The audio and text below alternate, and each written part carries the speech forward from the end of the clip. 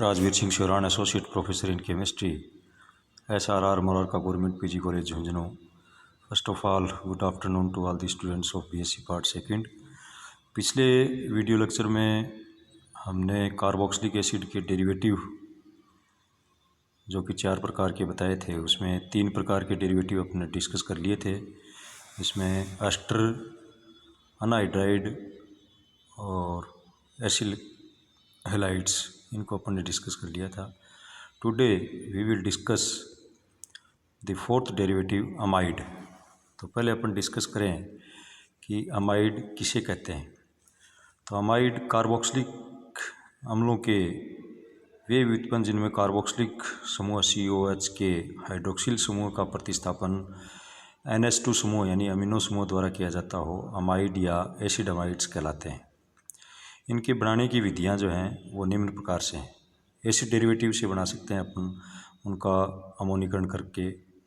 जैसे acyl chloride लिया अपन ने, इसकी अमोनिया के साथ क्रिया करवाई तो ये RCONH2 बन गया प्लस NH4Cl, यानी RCOCl प्लस अमोनिया तो RCONH2 अमाइड प्लस NH4Cl बन गया। ऐसे एनहाइड्राइड ले लिया अपन ने, एसिल एनहाइड्राइड प्लस अमोनिया तो अमाइड प्लस अमोनियम साल्ट।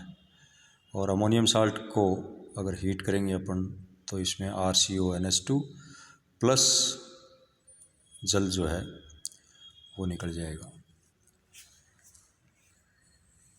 इसकी अगर मैकेनिज्म देखें अपन तो RCOX प्लस NH3, तो अमोनिया का लोन पेयर जो है इस कार्बोनिल समूह के कार्बन के ऊपर अटैक करता है और इस प्रकार से इसमें से HX समूह का निष्कासन होकर के ये RCONH2 अमाइड बन जाता है।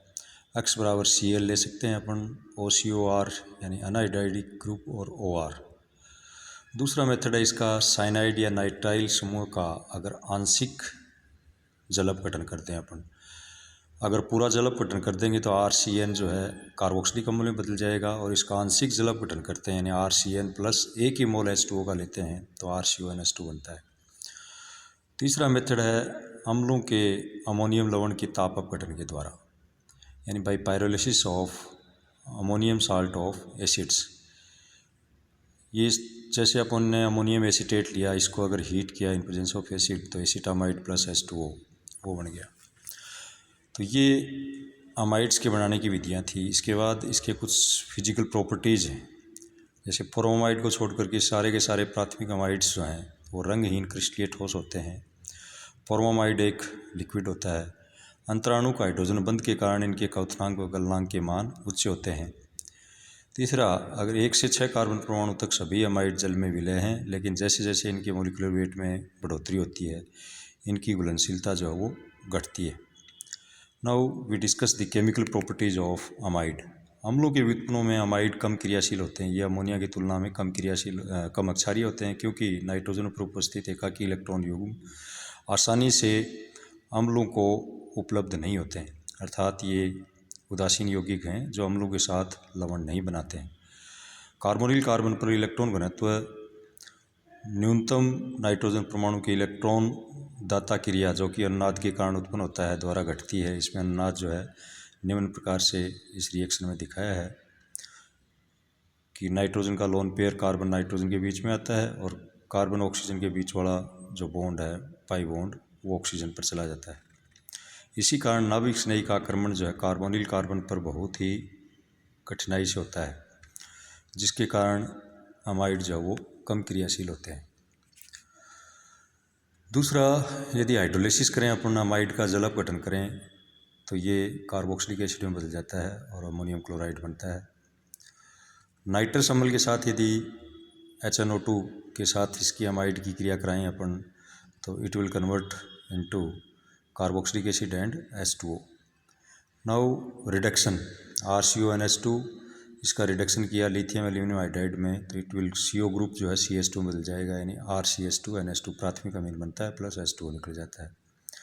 फिर इसका डिहाइड्रेशन कर दें, यदि निर्जलीकरण कर दें अपन, CH3CONH2 लिया यानी एसिटामाइड है, फॉस्फोरस पेंटाऑक्साइड की उपस्थिति में इसका निर्जलीकरण किया तो ये नाइट्राइल प्लस H2O बनाता है, यानी एसिटोनाइट्राइल बनता है। एसिटोनाइट्राइल को अपन मेथिल साइनाइड भी बोल सकते हैं।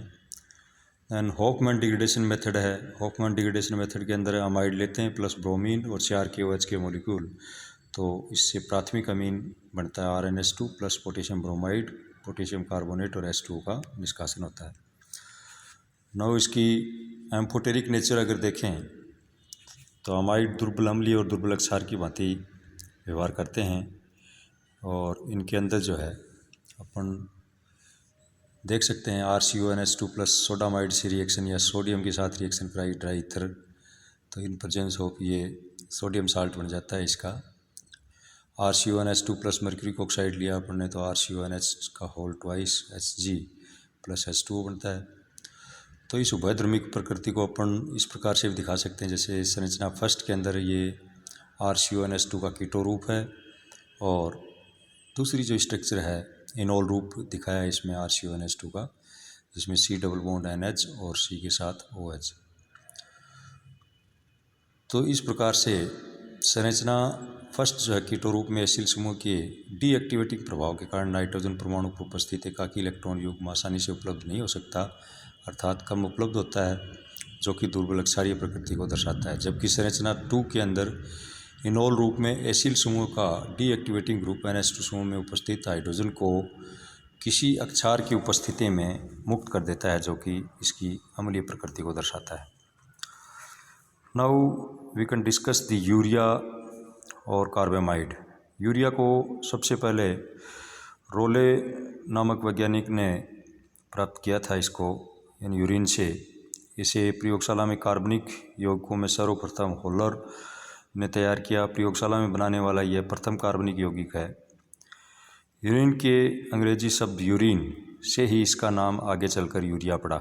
यूरिन यानी यूरिया, यूरिन जो पेशाब होता है यानी मूत्र है, उसी के नाम से आगे जो है यूरिन से ही यूरिया पड़ा है।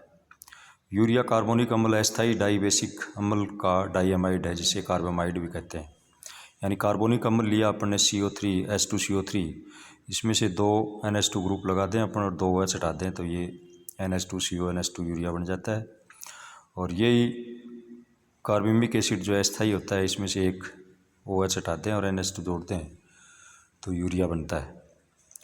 इसकी यूरिया की बनाने की विधि जैसे यूरिन से बना सकते हैं, यूरिया को मूत्र से भी प्राप्त किया जा सकता है। इस विधि में मूत्र की वाष्पन द्वारा सांद्रित कर इसमें सांद्र HNO3 मिलाया जाता है, जिसमें यूरिया नाइट्रेट के क्रिस्टल्स प्राप्त होते हैं। इन क्रिस्टलों को पृथक करके जल में घोलकर बेरियम कार्बोनेट से अभिक्रिया करवाते हैं, जैसा कि इस रिएक्शन में दिखाया है। पहले यूरिया प्लस HNO3 तो यूरिया नाइट्रेट बन गया, और फिर बेरियम कार्बोनेट से क्रिया कराई तो यूरिया प्लस बेरियम नाइट्रेट निकल गया।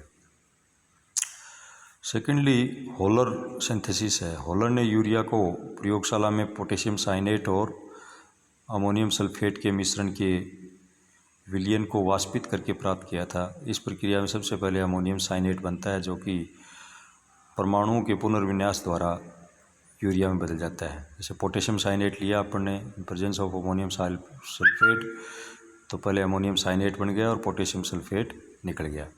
अमोनियम साइनेट का यदि पुनर्विन्यास करते हैं तो इससे यूरिया बन जाता है।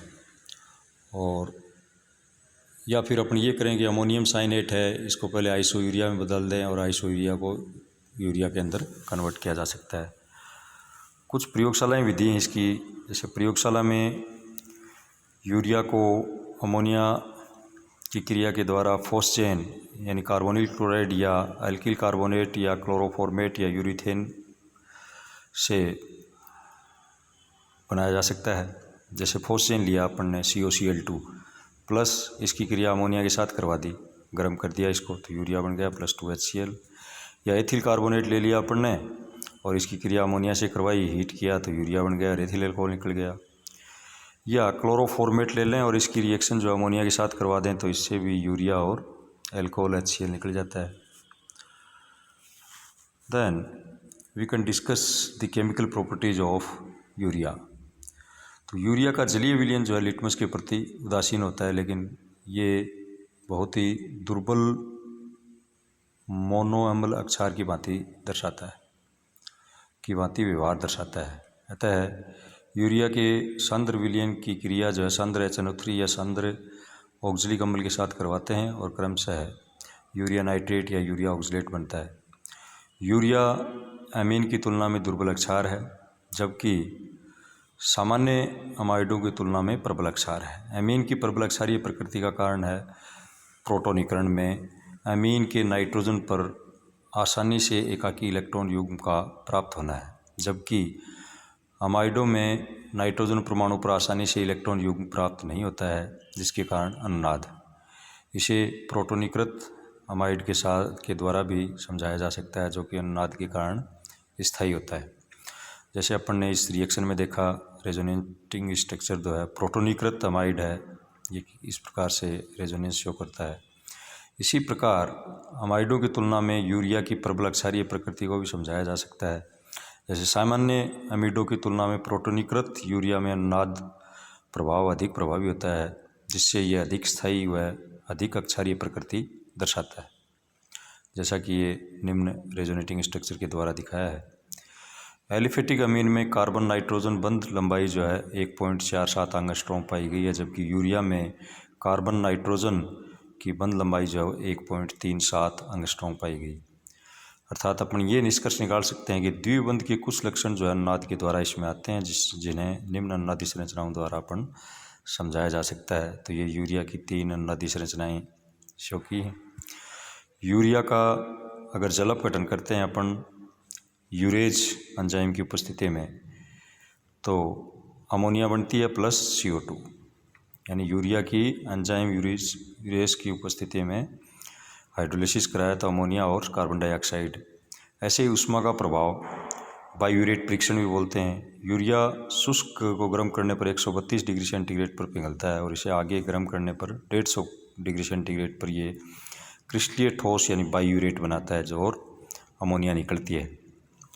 2 मोल अपन ने इसके लिए अमोनिया के, तो ये बायूरेट बन गया प्लस, यानी एक तरह से पेप्टाइड CONH समूह है, पेप्टाइड समूह है, जिसको अपन बायूरेट बोलते हैं, और इसमें से अमोनिया का निष्कासन होता है। यदि बायूरेट के जलीय विलयन में कास्टिक क्षार या तनु कॉपर सल्फेट विलयन की कुछ बूंदें मिला दें तो ये वायलेट कलर बनाता है।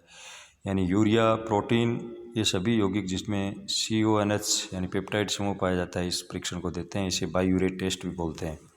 तो ये इम्पोर्टेंट है बायूरेट टेस्ट परीक्षा के पॉइंट ऑफ व्यू से। और यदि यूरिया को 170 डिग्री सेंटीग्रेड पर तेज़ी से गर्म किया जाए तो पहले अमोनिया व साइनिक अम्ल बनता है, बाद में ये साइनिक अम्ल एक ट्रायोन में परिणत हो जाता है, जिसे साइनुरिक अम्ल कहते हैं। तो यूरिया लिया 170 डिग्री सेंटीग्रेड पर, पहले आइसोसाइनिक अम्ल बनता है। आइसोसाइनिक अम्ल जो है रेजोनेंस के द्वारा अपन इसको साइनिक एसिड भी बोल सकते हैं, और इसका यदि अपन बहुलकीकरण कराते हैं तो प्रोडक्ट जो है ये साइनुरिक एसिड जो है ये बनता है साइक्लिक कंपाउंड। और लास्ट रिएक्शन जो है इसकी अगर अपन डिस्कस करें तो नाइट्रस अम्ल के साथ यूरिया की क्रिया, यानी जब यूरिया को ठंडे अम्लीय विलयन में या ठंडे सोडियम नाइट्राइट विलयन के साथ क्रिया कराई जाती है, यानी नाइट्रस एसिड HNO2 के साथ क्रिया कराएंगे तो HNO2 क्या होता है, ये HCl और सोडियम नाइट्राइट इन दोनों के मिश्रण से बनता है। NaCl निकल जाता है और HNO2 बनता है। NH2 समूह का परिवर्तन OH समूह में कर देता है। यानी यूरिया के अंदर 2 NH2 समूह हैं और 2 मोल HNO2 से रिएक्शन कराएंगे अपन तो अस्थायी रूप से कार्बोनिक एसिड ही बनता है प्लस H2 और ये नाइट्रोजन निकल जाती है। तो इस प्रकार से ये अपना कार्बोक्सिलिक एसिड के डेरिवेटिव वाली यूनिट जो है आज संपूर्ण होती है। Thank you.